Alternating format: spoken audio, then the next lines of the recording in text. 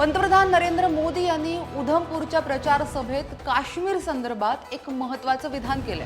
नरेंद्र मोदी शुक्रवारी प्रचारासाठी उधमपूरला पोहोचले। या दरम्यान त्यांनी एक महत्त्वाचं वक्तव्य काश्मीर संदर्भात केले। ते असं म्हणाले की जम्मू काश्मीरला त्यांचा दर्जा परत मिळेल आणि केंद्रशासित प्रदेशात विधानसभा निवडणुका होतील ही वेळ आता दूर नाहीये। भाजपने उधमपूरमधून केंद्रीय मंत्री जितेंद्र सिंग यांना उमेदवारी दिली आहे।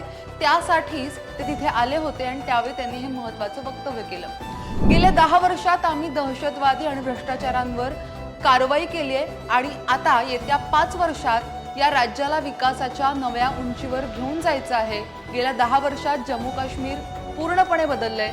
सर्वात मोठी गोष्ट म्हणजे जम्मू काश्मीरचं मन बदलतंय असंही मोदी म्हणाले।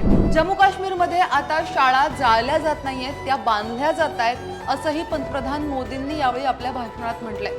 त्यांनी काँग्रेसवर घराणेशाहीचा आरोप केलाय। कलम 370 बाबत पंतप्रधान मोदी म्हणाले की तुमच्या आशीर्वादाने मोदींनी 370चा ढिगारा जमिनीत गाडलाय। मी काँग्रेसला 370 परत आणण्याचं आव्हान देतो।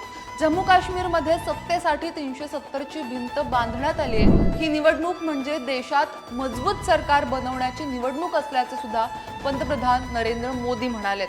अर्थातच जम्मू काश्मीर आणि तिकडच्या निवडणुकी संदर्भात त्यांनी जे विधान केलेलं आहे ते महत्त्वाचं मानलं जातं आणि येत्या काळात पंतप्रधान नरेंद्र मोदी आणि भाजप पक्षाचा नेमका काश्मीरसाठीचा विचार काय हे सुद्धा यातून स्पष्ट होते। यावर तुमचं म्हणणं काय खाली कमेंट बॉक्समध्ये अवश्य कळवा आणि पाहत रहा लोकमत। धन्यवाद।